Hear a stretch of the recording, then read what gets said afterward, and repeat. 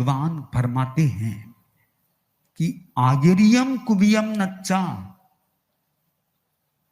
पत्ति एण पसाय ए विज्ज वेज्ज पंजलि उड़ो वयेज्ज न पुणोती है।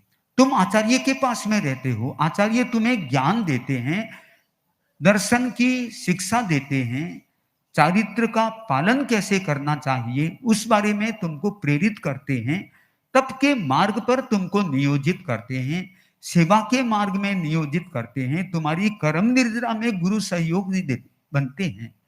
इन सब गुणों का हमें गुरु से ग्रहण होता है। तो जब गुरु का इतना बड़ा उपकार होता है तो हो सकता है किसी बात को लेकर के गुरु नाराज भी हो जाए। शिष्य में विनम्रता इतनी होनी चाहिए कि पत्तियेण पसाये, बार बार विनय पूर्वक गुरु को प्रसन्न कर।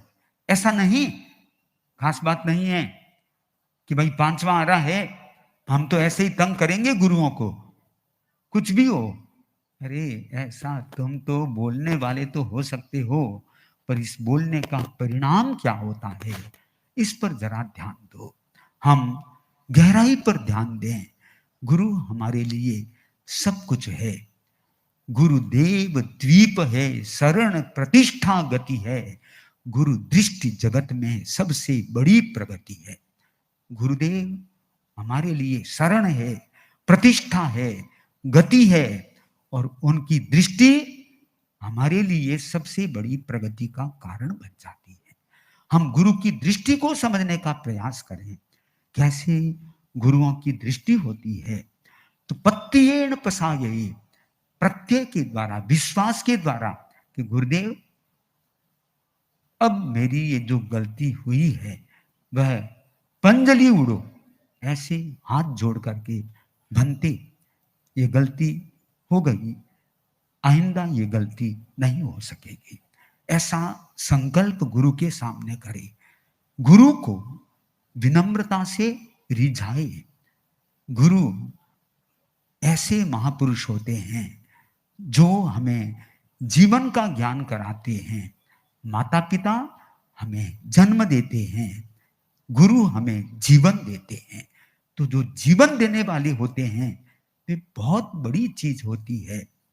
तो गुरुओं के प्रति विनम्रता का प्रयोग होना चाहिए। वह एज न पुनौती है कि भंते अब ये गलती मैं दोबारा नहीं दोहराऊंगा। धम्मज्जियम च व्यवहारम बुद्धे हाजरियम सयाम तमाय रंतो व्यवहारम गरहम ना विगच्छई।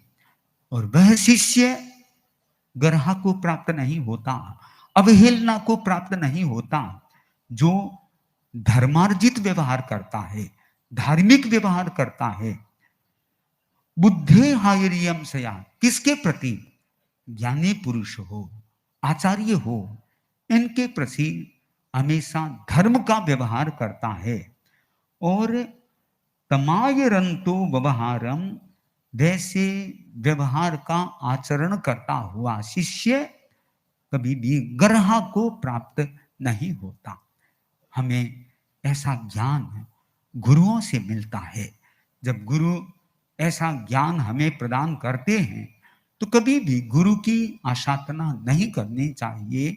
शास्त्रकार कहते हैं कि जो गुरु की आशातना करते हैं अबो ही आशायन नत्थि मुखो, उनके लिए अबोधि का कारण बन जाता है। सम्यक ज्ञान, सम्यक दर्शन, सम्यक चारित्र ये नहीं मिलता है, और साथ साथ में नत्थि मोक्षो, वह मोक्ष में भी नहीं जा सकता।